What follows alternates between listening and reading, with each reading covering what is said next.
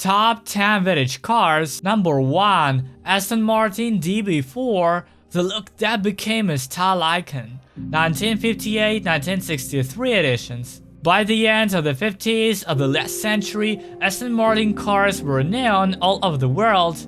The dynamic cars gave pleasure to those who sat behind the wheel.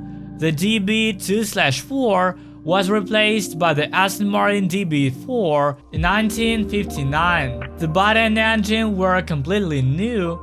The body was made in Italy. The aluminium elements were hand-braced to the steel frame, and the challenge was to keep weight to a minimum while retaining the necessary rigidity. This has been achieved and is now called the Superleggera. Superleggera means ultra-light in Italian.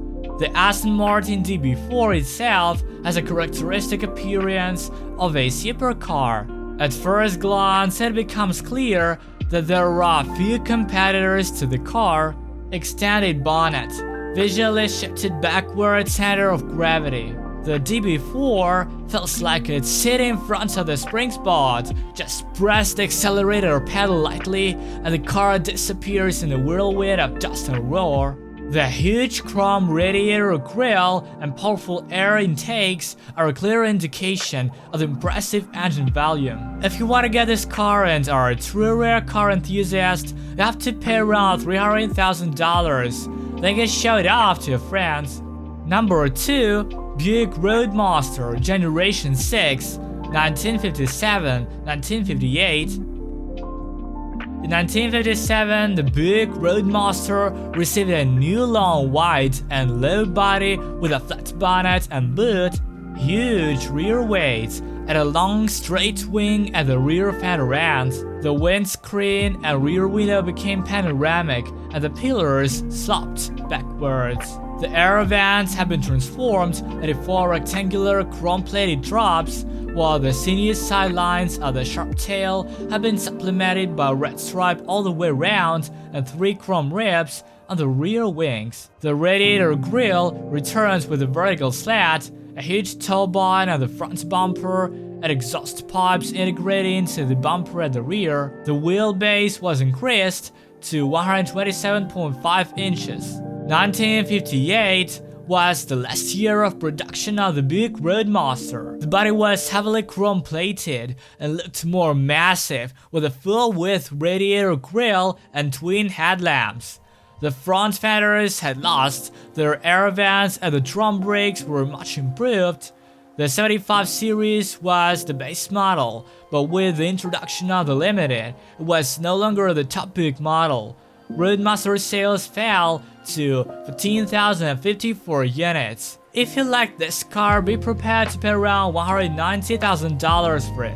Number 3. The Cadillac V16 was the most luxurious car from the General Motors empire in the 1930s. As you know, in the autumn of 1929, the infamous Wall Street banking crisis broke out in the USA, followed by the Great Depression on a national scale.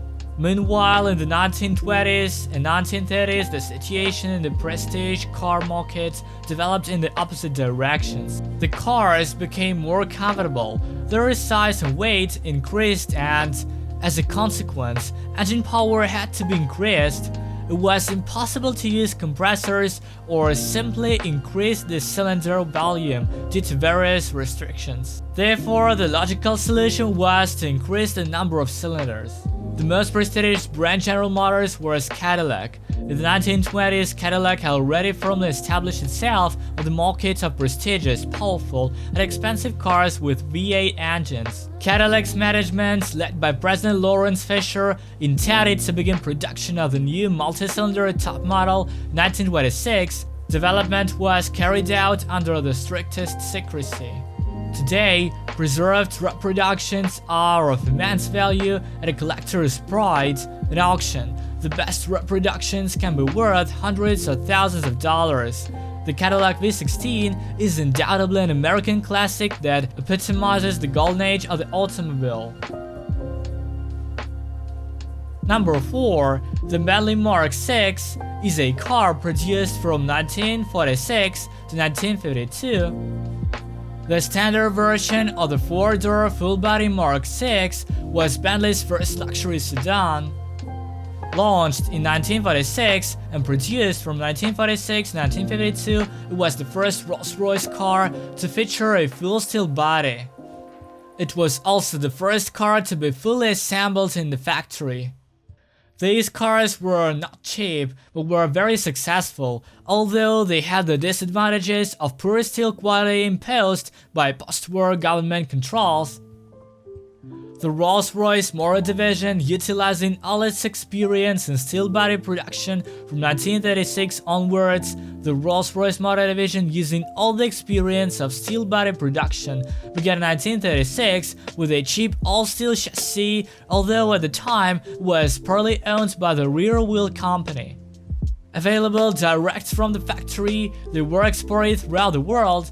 The rear end of the car was fitted with open swing doors and sliding sunroof, automatically heated windscreen, and electric heater with electrically ventilated seats. The car also had dual windscreen wipers and a radio receiver which could be raised above the center of the screen. The car is currently being offered to collectors for $250,000. Number 5. 1935 Delahaye 135. A tough, rugged racing car that won the Monte Carlo and Le Mans rallies, or the most elegant 1930s touring car with a body shell designed by the most famous car couturiers. The toy-like gearshift lever outside the small recess to the left of the steering column looks strange, but it's no joke. The other, much larger front rear level is in its usual place, but you can change gears quickly without using the clutch pedal when driving. Thanks to the powerful 6-cylinder engine, the car was powerful for its time, accelerating to 80 km per hour in 10 seconds. Drivers of the Delahaye 135 were confronted with a simple French-style dashboard. The massive steering wheel was typical of sports cars of the time. One of the distinctive elements of the Figone and Falaschi coachwork is the design of the rear wings, i.e. the tail lights framed by shiny chrome. These distinctive design elements can be removed when the wheels are replaced. In theory, the closed wheel wells reduce the coefficient of aerodynamic resistance, but in practice, they were only decorative overlays. This car is not cheap, so if you can spare $1.5 billion, don't think twice about denying yourself the pleasure of owning it. Number 6. Dodge Coronet. The Dodge Coronet is a mid-sized car from the Dodge company. Initially it was a luxury and later a family car, but as time has shown, there is not much left from luxury since the middle of 50s. The car was produced in the period of 1949 to 1976 and counts 7 generations. But today, we'll talk about the last version, 7th generation 1975 to 1976. This was the last and rather unsuccessful generation of Coronet. This generation differed little from its predecessors. It was more of a conventional family car with a 4.5-liter engine. The design was restrained, which for AMCs is usually difficult. Prices were reasonably low, but the growing fuel crisis made many people reluctant to buy this car, so in 1976, Dodge was forced to cease production of the car. Therefore, this car is a true rare rarity and is priced from $370,000 at auctions by real and dedicated collectors. So if you're one of them, you should definitely snatch yourself one of these babies.